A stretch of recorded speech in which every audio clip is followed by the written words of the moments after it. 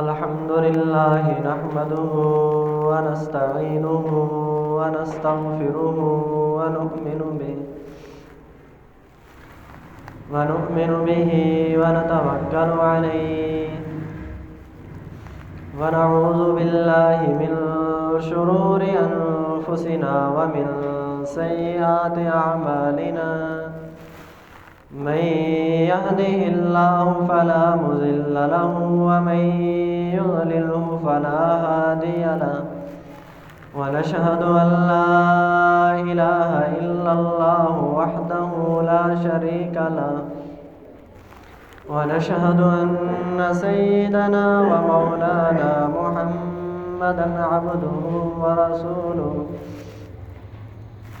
أما بعد فأعوذ بالله من الشيطان الرجيم بسم الله الرحمن الرحيم قال الله تبارك وتعالى في كلام المجيد والفرقان الحميد فاذكروني أذكركم واشكروا لي ولا تكفرون وقال النبي صلى الله عليه وسلم إنما الأعمال بالنيات صدق الله العظيم وصدق رسوله النبي الكريم ونحن على ذلك لمن الشاهدين والشاكرين والحمد لله رب العالمين.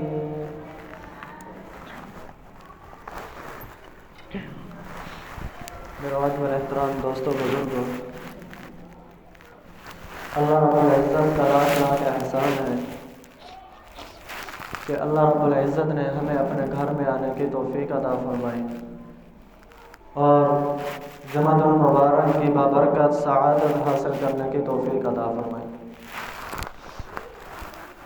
محترم سامعین، میں نے آپ حضرات کے سامنے قرآن پاک کی آیات میں سے ایک آیت کا چھوٹا سا ٹکڑا بیان کیا ہے. دعا ہے اللہ رب العزت سے کہ اللہ رب العزت مجھے حق سچ کہنے کی توفیق عطا فرمائے. اللہ رب العزت نے کلام پاک کے اندر ارشاد فرمایا فاذکرونی اذکرکم واشکروا لی ولا تکفرون. تم مجھے یاد کرو، میں تمہیں یاد کروں گا. واشکروا لی، تم میرا شکر ادا کرو اور میری ناشکری نہ کرو. محترم سامعین، آج مادی اعتبار سے انسان پر اللہ تبارک و تعالیٰ کی اتنی نعمتیں ہیں جو پہلے زمانے کے بادشاہوں کو بھی میسر نہیں تھیں. پہلے زمانے کے جو بادشاہ تھے ان کے لیے روشنی کا جو انتظام کیا جاتا تھا وہ چراغ جلائے جاتے تھے. آج عام بندے کے گھر کے اندر بھی بلب لگا ہوا ہے، بٹن دبایا اور روشنی ہو گئی، کمرہ روشن ہو گیا. پہلے زمانے کے جو بادشاہ تھے ان کے ہوا کے انتظام کے لیے خادم جو ہے وہ پنکھا جلا کرتے تھے ہوا دینے کے لیے. آج کے غریب آدمی اس کے گھر کے اندر بھی پنکھا لگا ہوا ہے. تو مادی اعتبار سے اللہ تبارک و تعالیٰ نے ہمیں بہت نعمتیں عطا کی ہیں. پہلے زمانے کے بادشاہ جب سفر کرتے تھے، مثال کے طور پر پشاور سے لے کر اگر کراچی تک کا سفر کرنا ہے تو وہ گھوڑوں پر سفر کرتے ہیں تو کئی مہینے لگ جاتے ہیں. آج کا عام آدمی اگر ریل گاڑی پر بھی سفر کرے، ایک دن بیٹھے گا تو دوسرے دن وہ کراچی پہنچ جائے گا. تو عام آدمی کو بھی اللہ تعالیٰ نے آج کے مادی اعتبار سے اتنی نعمتیں دی ہیں کہ وہ شاہانہ زندگی بسر کر رہا ہے. لیکن پھر بھی ہماری زبان پر شکوے ہیں. جس سے بھی پوچھو وہ کہتا ہے کہ ہمارا گزارا نہیں ہو رہا، جس سے بھی پوچھو وہ کہتا ہے ہم پریشان حال ہیں. میرے بھائیو دوستو، رابعہ بصریہ رحمۃ اللہ علیہ بہت بڑی عابدہ بزرگہ گزری ہیں. انہوں نے ایک نوجوان کو دیکھا تو اس نے اپنے سر کے اوپر جو ہے پٹی باندھی ہوئی تھی. ان سے پوچھا کہ یہ تم نے سر کے اوپر پٹی کیوں باندھی ہوئی ہے؟ تو وہ کہنے لگے کہ میرے سر میں درد ہے، اسی وجہ سے میں نے پٹی باندھی ہوئی ہے۔ انہوں نے کہا کہ پہلی دفعہ درد ہوا ہے؟ انہوں نے کہا پہلی دفعہ ہی ہو رہا ہے۔ انہوں نے کہا آپ کی عمر کتنی ہے؟ اس نے کہا 30 سال میری عمر ہے۔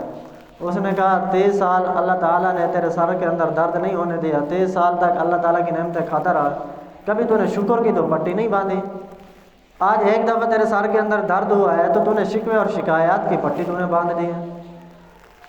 اللہ تعالیٰ نے جو تجھے 30 سال تک اتنی نعمتیں کھلائی ہیں، ان نعمتوں پر کبھی تو نے اللہ تعالیٰ کا شکر تو ادا نہیں کیا، لیکن شکوے شکایات تو کر رہا ہے۔ ایک بہت بڑے بزرگ گزرے ہیں، وہ فرماتے ہیں کہ اللہ تعالیٰ نے میرے دل کے اندر یہ بات ڈالی کہ آپ ان لوگوں سے پوچھو کہ اللہ تبارک و تعالیٰ جو تمہیں کھلا رہے ہیں، تمہیں رزق دے رہے ہیں، ہر چیز کی فراوانی ہے، کبھی تم نے شکر ادا کیا ہے؟ شکوے شکایات تو کرتے ہو، اللہ تعالیٰ کے شکوے کرتے ہو، اللہ تعالیٰ کے سامنے شکایات لگاتے ہو، لیکن اللہ تبارک و تعالیٰ کے سامنے جب تمہارے اعمال جاتے ہیں، گناہوں سے بھرے ہوئے اعمال جاتے ہیں، تو اللہ تعالیٰ تو کہتے ہیں کہ میں نے تو کبھی فرشتوں کی محفل کے اندر تمہاری شکایت نہیں لگائی، تمہارے شکوے نہیں کیے، لیکن تم نے کتنی میری نافرمانی کی، پھر بھی تم شکوے اور شکایات بھی کرتے ہو۔ تو میرے بھائیو دوستو، اللہ رب العزت نے ہم پر بہت انعامات کیے ہیں۔ پہلا انعام تو یہ ہے کہ اللہ تبارک و تعالیٰ نے ہمیں مسلمان بنایا اور عظیم کلمہ ادا کیا۔ ابھی ہمیں دائیں بائیں کا پتہ نہیں تھا کہ ہمارے کان کے اندر امام صاحب نے اذان دی، اذان بھی دی، اقامت بھی کی، اور جب ہم چھوٹے بچے تھے ہمارے والد صاحب ہمیں انگلی پکڑ کر، ہمارے ہاتھ پکڑ کر مسجد لے جاتے ہیں، اور ہمیں پتہ چلا کہ ہم مسلمان ہیں۔ اور دوسرا بڑا عظیم نعمت، اللہ تبارک و تعالیٰ نے ہمیں پیارے نبی کریم صلی اللہ علیہ وسلم کی امت میں پیدا فرمایا۔ یہ بہت بڑا انعام ہے، اور وہ ایسے پیغمبر ہیں جو رحمت للعالمین ہیں، جنہیں اپنی امت کی بڑی فکر تھی۔ روایات میں آتا ہے کہ جب آپ صلی اللہ علیہ وسلم نے بتایا کہ ہر نبی کو ایک ایک دعا کا موقع دیا گیا، انہوں نے اپنے اپنے لیے دعائیں مانگ لی۔ صحابہ کرام نے پوچھا یا رسول اللہ آپ نے کیا دعا مانگی؟ آپ صلی اللہ علیہ وسلم نے ارشاد فرمایا میں نے اپنی دعا کو ذخیرہ کر لیا ہے، کل قیامت کے دن میں اپنی امت کی سفارش کروں گا، اور جب تک میرا آخری امتی جنت میں نہیں جائے گا تب تک میں اپنی امت کی سفارش کرتا رہوں گا۔ میرے بھائیو دوستو، اتنے عظیم پیغمبر رحمت للعالمین، اللہ تبارک و تعالیٰ نے ہمیں انہی کا امتی بنایا۔ کل قیامت کے دن جو جنت میں جانے والے لوگ ہوں گے، سارے لوگوں میں سے 3 حصے کیا جائیں گے، 2 حصے آپ صلی اللہ علیہ وسلم کی امت کے جنت میں جانے والے ہوں گے، اور 1 حصہ باقی انبیاء کرام کی امت کا ہوگا۔ میرے بھائیو دوستو، یہ جو اللہ تبارک و تعالیٰ نے ہمیں نعمتیں دی ہیں، ہمیں چاہیے کہ ہم ان کا شکر ادا کریں۔ اللہ تبارک و تعالیٰ نے ہمیں دماغ عطا کیا، اگر ہمیں دماغ نہ دیتے، ہم پاگل ہوتے، تو پاگلوں کی بھی کیا زندگی ہوتی ہے۔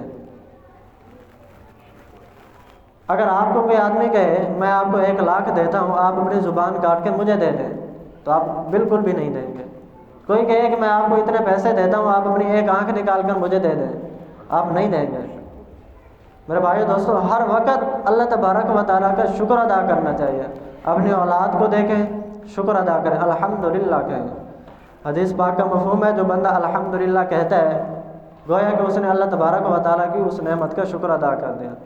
اپنی اولاد کو دیکھیں، اپنے بچوں کو دیکھیں، اپنے گھر کو دیکھیں، مکان کو دیکھیں، اپنی دکان کو دیکھیں، اپنے کاروبار کو دیکھیں، جس چیز کو بھی دیکھیں اس پر اللہ تبارک و تعالیٰ کا شکر ادا کریں۔ میرے بھائیو دوستو، ڈاکٹروں کا کہنا ہے، وہ کہتے ہیں کہ انسان جو غذا کھاتا ہے، غذا کی جو نالی ہے اس کے اندر ایک والو لگا ہوا ہے۔ جب انسان کوئی چیز کھاتا ہے تو وہ والو کھل جاتا ہے اور غذا اندر چلی جاتی ہے، اور پھر اس کا منہ بند ہو جاتا ہے، پھر وہ اس غذا کو باہر نہیں نکلنے دیتا۔ اگر یہی والو خراب ہو جائے تو پھر انسان اگر لیٹ جائے تو اس کی غذا باہر نکل آتی ہے۔ امریکہ کے ایک بہت بڑے ڈاکٹر MBBS بھی انہوں نے کیا ہوا تھا، خود بھی وہ ڈاکٹر تھے، ان کا یہ والو خراب ہو گیا۔ اب جب بھی وہ کوئی چیز کھاتے، اگر لیٹتے تو ان کو منہ سے ہی وہ سارے خوراک جو ہے باہر نکل آتے ہیں۔ تو تو وہ سوتے بھی تھے تو بیٹھ کر سوتے تھے، دیوار کا سہارا، دیوار کے ساتھ ٹیک لگا کر سوتے تھے۔ میرے بھائیو دوستو، یہ اللہ تبارک و تعالیٰ کی کتنی بڑی نعمت ہے۔ ہم کھا کر لیٹ جائیں تو ہماری خوراک جو ہے واپس نہیں آتی، الٹے بھی ہو جائے پھر بھی ہماری خوراک جو ہے وہ واپس نہیں نکلتی۔ اور اسی طرح اللہ تبارک و تعالیٰ نے ہمیں زبان کی نعمت دی ہے، ہم اس کے ساتھ بول بھی رہے ہیں۔ اگر ہم گنگے ہوتے پھر ہمارا کیا فائدہ ہوتا؟ کان کی قوت سماعت بھی دی ہے، گنگے ہوتے، بہرے ہوتے، تو یہ جتنی بھی نعمتیں ہیں یہ اللہ تبارک و تعالیٰ کی بہت بڑی نعمتیں ہیں۔ یہ جو دماغ ہے، ڈاکٹر بتاتے ہیں کہ جسم سے اس کو 1 سیکنڈ کے اندر 1,00,000 اطلاعات مل رہی ہوتی ہیں، اور دماغ ان کو کنٹرول کر رہا ہوتا ہے، اور دماغ پھر سگنل بھیجتا ہے ریڑھ کی ہڈی کے اندر، اور پھر ریڑھ کی ہڈی آگے کام کرتی ہے، اور انسان جو سوچتا ہے وہ اگر چلنے کے بارے میں سوچتا ہے کہ میں نے جانا ہے، دماغ جو سوچتا ہے پھر وہ خود بخود چلنا شروع ہو جاتا ہے۔ تو یہ اللہ تبارک و تعالیٰ کی کتنی بڑی نعمت ہے، اور جو لوگ ان کی قدر کرتے ہیں، ان نعمتوں کی قدر کرتے ہیں، اللہ نے فرمایا لئن شکرتم لأزیدنکم، اگر تم شکر ادا کرو گے تو میں تمہیں اور زیادہ عطا کروں گا۔ ایک حدیث پاک کا مفہوم ہے، آپ صلی اللہ علیہ وسلم کے پاس ایک سائل آیا مانگنے والا، آپ صلی اللہ علیہ وسلم سے سوال کیا، آپ صلی اللہ علیہ وسلم نے اسے ایک کھجور دے دی، لیکن جب اسے دیکھا تو اس کے آنکھوں کے اندر دیکھا تو اس کے اندر طلب اور بھی تھی، وہ اور بھی لینا چاہتا تھا کہ مجھے اور بھی ملے۔